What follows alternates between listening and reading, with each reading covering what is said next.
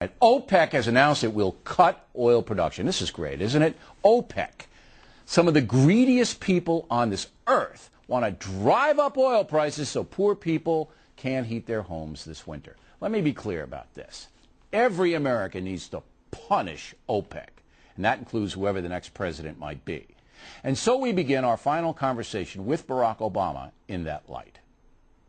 $150 billion to alternative energy in the Obama administration. Over 10 years. Okay, over 10 years. Yeah. To what? What's it going to be? Let me give you some examples. We have to extend tax credits for solar, wind, hydro.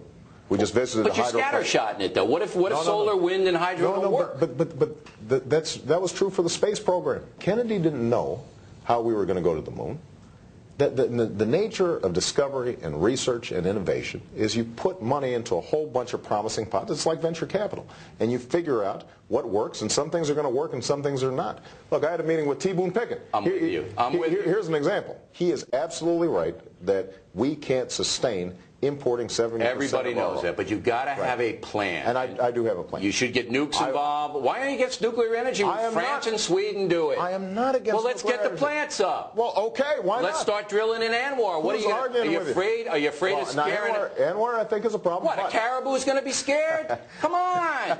You're with the folks. They can't pay their heating bill, and you're worried about a caribou going, what's that pipeline doing? But I tell you, listen. What? One of the great things about this country, we've got some beautiful real estate here. Oh, come on. Nobody goes to Anwar. You know what, are you going to run shuttles up there? We are lucky to have some of the most beautiful real estate on earth. And we want to make sure that You're making me cry here. We want to make sure we're passing on to the next generation. But this notion that I'm opposed to nuclear power, it's just not true. I don't want to hear pristine. I don't want to hear caribou. It's not that hard to understand. We're going to get this many new plants. Right. We're going to put this much into solar. We're going to get this. And that would drive down the price of oil. I'll help you. No, that's your deal. I'm not running for anything. No. I'll make sure to send that plan so that you can start advertising. Well, you can come back on and tell me. I look forward to it. All right. Now, NATO doesn't fight in Afghanistan. I don't know whether you know that or not. The Germans won't fight. The French will because of Sarkozy. They lost 10 of their troops. But the Germans won't, and a lot of the others won't. So it's all on us again. Why won't the Germans fight against the Taliban? You know, part of the reason? What? Part of the reason is that we soured our relationship with the Europeans after Iraq. And when I went over to Europe, and if you listen to that speech in Berlin, which a lot of your buddies had a good time making fun of. I don't have any buddies. But if you listen to what I said, one of the things I said in that speech is you cannot think that the Americans are going to just carry all the freight on this thing.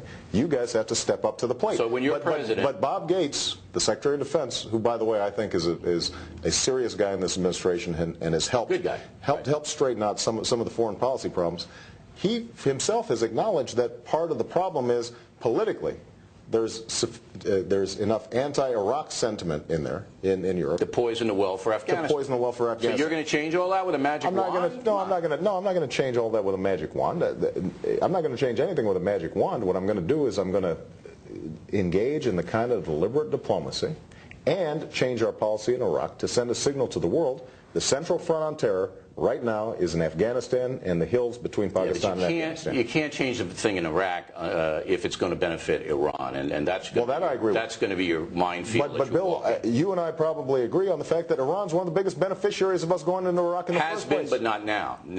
Now they're paying a big price for miscalculating the resolve of our country. I will say that the fact that the Shia militias have folded up right now is a good thing. Now, you've got these special groups in the south, which is still a problem, and we've got to deal with those. Okay.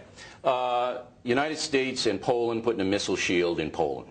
All right? Putin doesn't like it. Right. You going to keep that missile shield in there? I think that we have to make sure that, I've said this before, the Russians are playing a game when they pretend that this missile shield is directed against all their ICBMs. Yeah, it's ridiculous. It's a defensive thing. It's a defensive thing. And so you're going to keep it there then? And given what has happened in Georgia, I think that we have to send a clear signal that Poland and other countries in that region are not going to be subject to intimidation and aggression. Okay, and so I just want to get this on a record. You're elected president. You're keeping the missile shield in Poland. I believe that the missile shield is appropriate. I want to make sure it works, though.